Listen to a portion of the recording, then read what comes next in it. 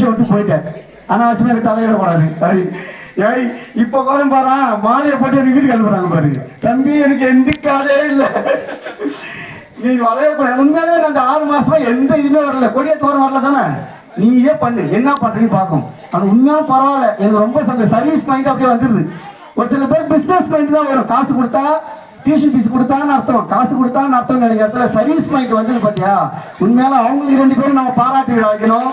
ஆக்சுவலாக நான் இது மாதிரி இதை வந்து நான் அவங்க 2 பேருக்கும் நம்ம கராத்தே சிலம்பரசன் வைக்கணும்னு எனக்கு ரொம்ப நாள் ஆசை. அது வந்து மண்டபத்தில் சுப்பிரமணிய மண்டபத்தில் வைக்கலாம் அப்படின்னு ஒருத்தர் பேசிட்டு இருந்தான். ஒரு நாள் ஆண்டி விழாவை அங்கே வைக்கணும் அப்படிங்கிற மாதிரி.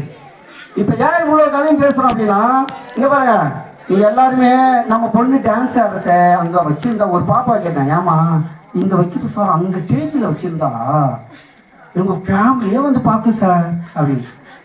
அது இன்னும் நல்லா ஒரு விஷயம் தெரிஞ்சுங்க.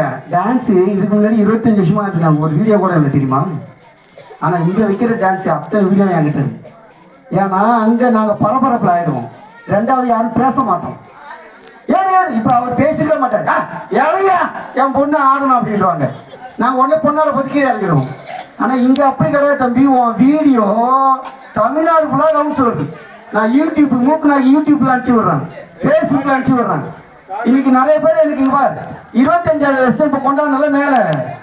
அப்போ உடனே இறங்கினாம்பட்டியில் ஒரு ஜூனியர் ஸ்டூடெண்டாக இருக்கார், பாய்ஸ் ஸ்கூலில் ஒர்க் பண்ணார் தினேஷ் என்று. அவர் உடனே கடலூரில் என்னை பார்த்துட்டு எங்கே பார்த்தாரு, இங்கே வச்சுருந்தா தெரிஞ்சிருக்காரு. ஃபேஸ்புக்கில் தெரியுது நீங்கள் என்னென்ன பண்ணுறீங்க, யூடியூப்ல எல்லாம் பார்க்குறாங்க. இன்னைக்கு விஜயை நேரில் யாராவது பார்த்துருக்கீங்களா? ஆனால் திரைப்படத்திலையும் சினிமாவிலும் பார்த்தாலும் ஃபேமஸ் ஆகினாரு. உங்கள் வீடியோ அவ்வளோ ஃபேமஸ் ஆகிட்டு இருக்கு. ஆனால் நம்ம ஊருக்காரன் ஒருத்தம் கூட லைக் பண்ண மாட்டான். நான் பார்ப்பேன், ஏன்னா நல்லதை பண்ணால் நம்ம ஆள் அதை ஏன் நான் அப்போ தான் கேட்பேன், ஏன் லைக் பண்ண மாட்டேன்றானா.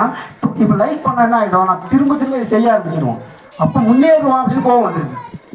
நான் இப்போ எப்பயுமே நம்ம ஊருக்கான நான் எதிர்பார்க்கறதே இல்லை. எல்லாம் அதர்ஸ் இருப்பார். இப்போ கராத்தே சிலம்பரசன், நம்ம கல்வியாளி மேலே ராகுல், அவங்களாம் எப்படி எனக்கு பழக்கம். ஃபேஸ்புக்கில் பார்க்குறோம், அவங்க வாழ்த்து தெரிவிக்கிறாங்க, நான் செய்கிறேன் சார் டியூஷனுக்கு ஏதாவது சொல்கிறாங்க. ஆனால் நம்ம ஊருக்காரங்க ஒரே ஒரு விஷயத்துக்கு மட்டும் போட்ட ஒரு 10 நிமிஷம் பிச்சுட்டு ஓடிச்சு ஃபேஸ்புக்கில். நான் ஒரு கவிதை எழுதணும், என்னடா பண்ணுறதுன்னு.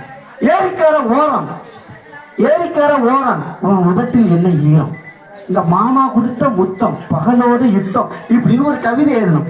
சவுகத்தோப்பு சைட்டு, நான் வரேன் நைட்டு அப்படின்னு ஒரு கவிதை எழுதுனா போட்டு 1 நிமிஷத்துல 980 பேர் பார்த்தாண்டா.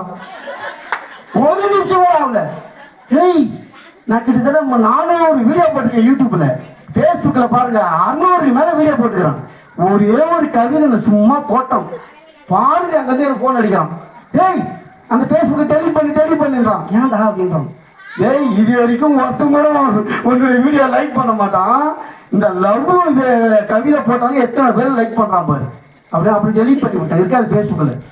இப்போ இது பண்ணி இதே உற்சாகப்பட்டாங்க. ஒரு ஆசிரியர் இது எழுதலாமான்னு ஒருத்தவரை கமெண்ட் பண்ணல, சார் இந்த மாதிரி கவிதை எழுதலாமான்னு. ஆனால் அத்தனை பேரை லைக் பண்ணேன். 980 பேருக்கு நான் ஸ்கிரீன்ஷாட் போட்டு நான் சேவ் பண்ணி வச்சிருக்கேன். ஆனால் ஒரு நல்ல விஷயத்துக்கு ஒருத்தவங்க கூட லைக் பண்ண மாட்டான். இது எது